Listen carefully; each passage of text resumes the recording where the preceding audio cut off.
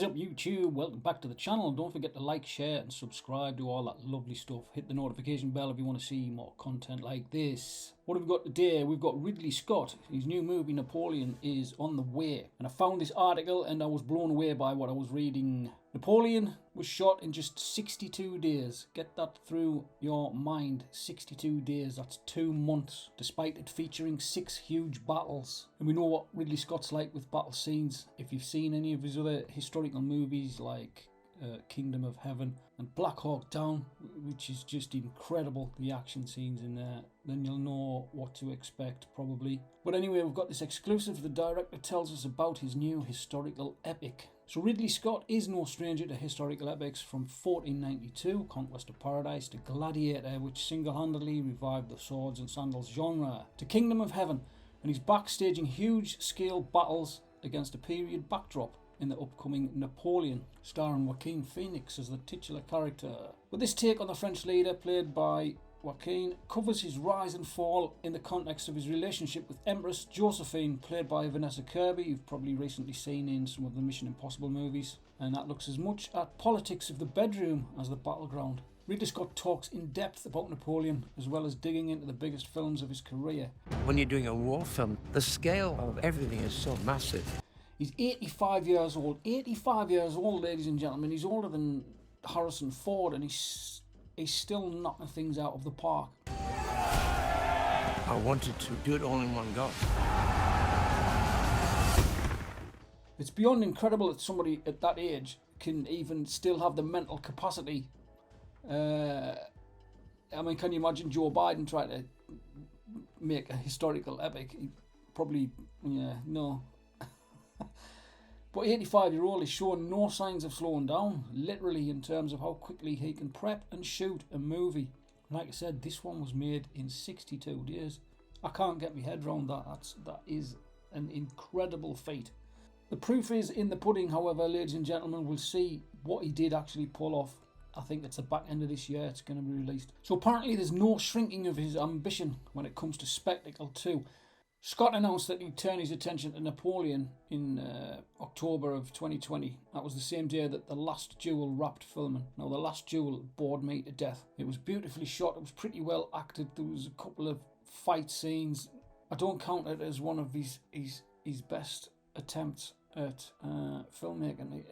He is hit and miss, Ridley Scott, but when he does hit, he hits hard. But apparently he works fast, and he had begun the 62-day shoot, which is ridiculous for a film of this scale, by February 2022. Ridley pointed out that Napoleon took part in 66 battles. Get your head around that. That was over the course of his career, which would be impossible to put on screen unless obviously you made 10 films, which isn't going to happen. However, in the film there are 6 battles, and each staged differently, and each one wows. I can wholly believe that it will. Scott puts his prowess with shooting action down to his background in commercials. Shot a lot of sport, and also particularly his time at art school. He said, "The best thing for my career I could ever have done was to go to the art schools I went to. I can really draw. After 7 years of art school, you bloody better well be able to. I'll draw all my own storyboards. Every frame is drawn from close-up to medium shots. The locations I haven't found yet. I'll imagine the location, so we look for that location."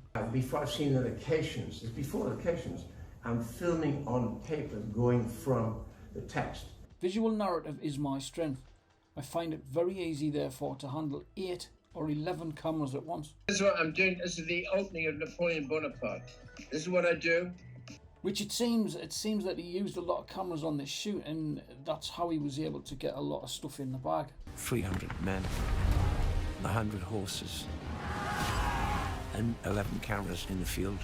He was using a lot of cameras rather than switching around, doing mediums, close-ups, 1 shots, 2 shots, over-the-shoulder shots, reverse shots.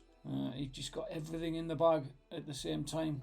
And then the editor's going to have a nightmare. He's going to have millions of hours of footage. But in the long run, it'll save a hell of a lot of money for the production company, so they'll be over the moon. However, apparently, Scott used to shoot 2 commercials a week and would operate the camera on all of them. He took that into his filmmaking.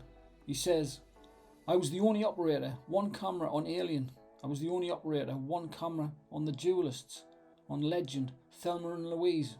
On all these things I operated the camera, and so I know exactly what a lens will give me.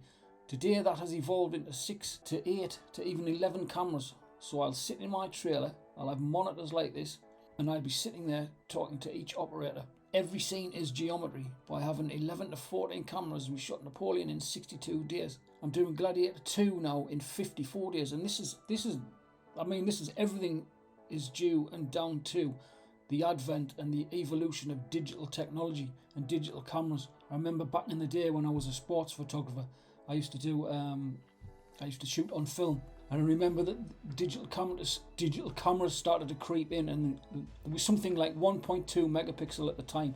And I said to a friend of mine who was also a photographer, I said, there's no chance on this God's green earth that digital technology or any sort of digital camera is going to take over from film or celluloid, because it'll not be as sharp, you'll not get the detail, you won't get the resolution and the colours. There's absolutely no chance. Could not have been more wrong if I tried.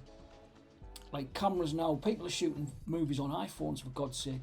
You've got things like the Arri Alexa, you've got the Red cameras, the Sony Buranos, Panasonic, even the little GH4 and GH5 mirrorless compact cameras you can shoot absolutely fantastic footage on.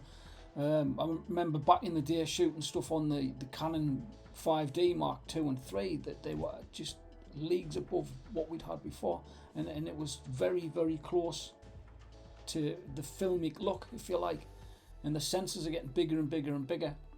We've got like cameras now, they're just incredible.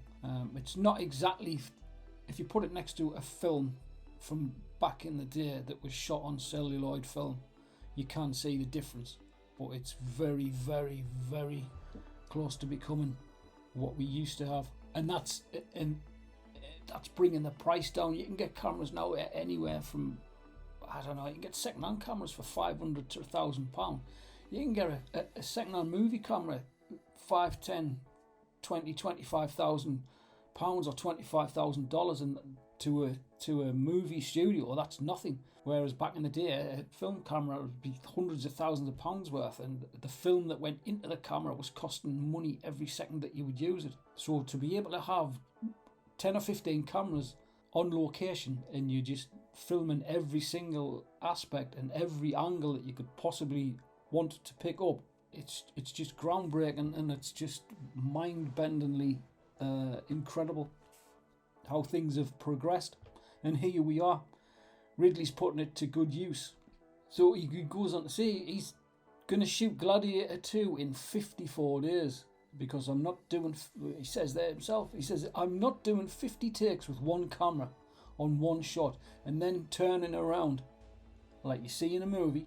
You'll see somebody talking and it'll turn around to the other person, let them say their part so they can edit it. If you've got 2 or 3 cameras, you don't need to rearrange everything. You're saving time, you're saving money. This normal fight scene that could take anything up to a month, I'll take 6 days. So the savings are colossal.